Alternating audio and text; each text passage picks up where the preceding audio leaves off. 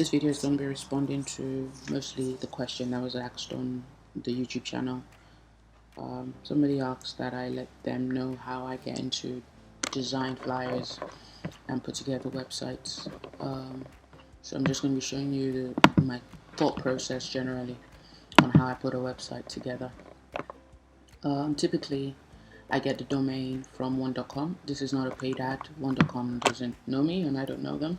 I just buy products from them, and so far they're the cheapest. I can always go with all the cheaper providers, but I just find them more easier to use.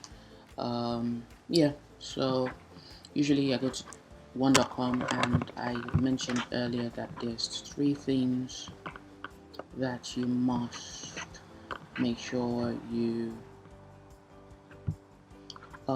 there's 3 things that you should make sure you're looking out for if you wanted to get a website.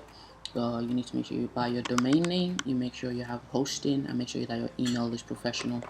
Make sure that the name for your website is catchy and it meets your target audience that you're trying to aim for. The hosting is obviously somewhere that your website is going to be stored in the world. Make sure that you have good hosting. It's going to be available 24/7 and your website isn't down or it has an outage.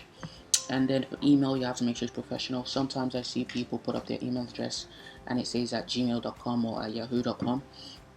That does give me great confidence in buying from you as a person or as a brand. So make sure your email is professional. So whatever provider you use, if you don't use one.com, if you decide to use GoDaddy, or you decide to use any of the other Namecheap or any other providers, make sure that you get all 3 things: domain name, hosting, and email at a very good price. So if you go to one.com, I'm working for a client who wants a plumbing website. So for this one, I literally went over to here and he wanted GPS plumbing.co.uk. So I'm just going to click on enter, and it shows me that gpsplumbing.uk or whatever is available, and all I need to do is add to cart.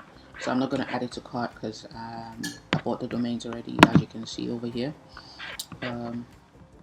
So what I could do is typically you just add to cart, and then it brings you here. I can click on continue, and as you can see, it gives you the option for enthusiast, which is $3.99 a month. I'm currently on the enthusiast plan, meaning that I get to have 5 websites linked to one hosting, meaning I just host once and I can have up to 5 websites, 5 domain names linked to just one hosting. I've got quite a few websites personally, so it's a good idea that I buy this option rather than just a beginner. There's a beginner option here where you just get one website, but you need to make sure that you have one-click WordPress. If you're deciding to build your website using WordPress, that is, you make sure you have one-click WordPress listed, and you also get emails. So you can get 200 email accounts with this as well. This one you don't get one-click WordPress, as you can see. So whatever option you go for, make sure you have one-click WordPress for free, and you also get email accounts included. I think the last client I worked for, she went ahead to buy a domain name before speaking to me, and she went with GoDaddy, and to have WordPress installed, GoDaddy charged her extra, even though she bought the domain name. To have emails, GoDaddy charged her extra. To have privacy, GoDaddy charged her extra. To have, it's just crazy, just kept on charging her extra for little bits and pieces. So make sure you look out for the little tricks. So apart from getting the domain name and making sure you have email added and WordPress added, one thing I also do is I scout around. So as you can see, if you look at this, these are the domains that I've got. iamgoss.co.uk. It's an enthusiast plan, and I've connected this domain and I've connected that domain. So those are the 2 domains I'm going to be using as a recording for you guys. I've connected them as a domain to my enthusiast account, so I've got 3, and I have 2 more left that I can always add. Yettis Kitchen, as you all know, I'm from Yettis Kitchen. Yeah, so that's that. So what I typically do before I even begin to build the website, I normally need to search for images. So for images, I normally go to Pexels. I don't know how you pronounce it, but I pronounce it as pexels.com. and I'm just looking for pictures that I can put on the website. It's a plumbing website, so typically you need to put up a bathroom. You put up a beautiful picture of a bathroom. So before I start building a website, I'm looking for artifacts, little pictures and pieces that I can put up on the website. So it makes the building of the website super easy when I've downloaded the images I need. With pixels, I like them because they're free. All you need to do is attribution, which is right down on the page where you got the images from, so that at least the person who took the picture gets the credit copyright wise, but you don't have to pay for it. Or you can decide to send them a PayPal donation if you wish to.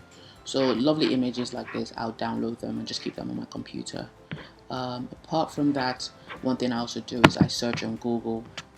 I search for, what did I search for? Let me see. So yeah, on here I typed into Google top plumbing website designs. Obviously I spelled it wrong. Designs is this. And with this, it shows you, here's a list of some of the best plumbing website ideas and samples you can get inspiration from.